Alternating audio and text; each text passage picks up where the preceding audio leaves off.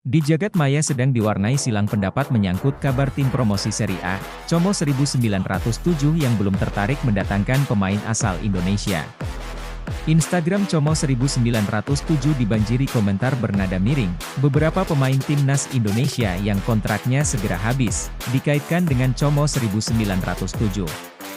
Tom Haye, Nathan Choyaon, dan Elkan Bagot adalah nama-nama pemain yang bisa saja direkrut Como. Manajemen klub Como 1907 tak memberikan lampu hijau.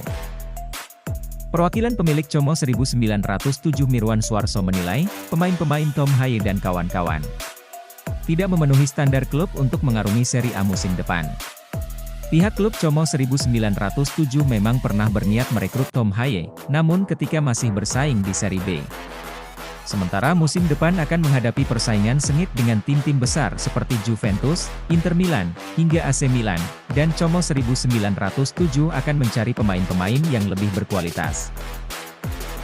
Keberhasilan Como 1907 promosi ke Serie A untuk musim depan turut menjadi kebanggaan buat pencinta sepak bola Indonesia.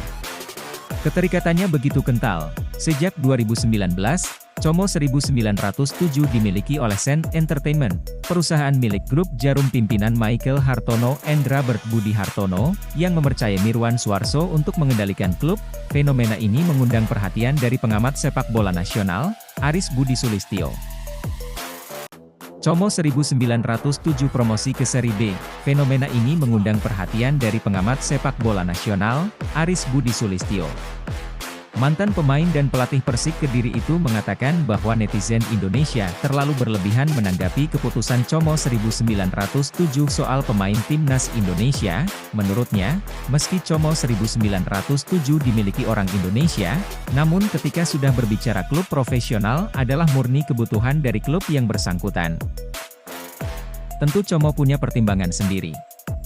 Persaingannya jelas berat, dulu di Serie B sekarang di Serie A, ujarnya Rabu, 15 Mei 2024. Tapi berhubung Como ini punya orang Indonesia, setidaknya bisa saja memberikan peluang pemain Indonesia seperti Tom Haye, yang direkrut dan dikasih kesempatan. Menambah pengalaman, jam terbang, dan mengangkat nama Indonesia, lanjut Aris Budi. Pria asal Solo itu menambahkan bahwa ia sepakat dengan apa yang dikatakan Kurniawan Dwi Yulianto.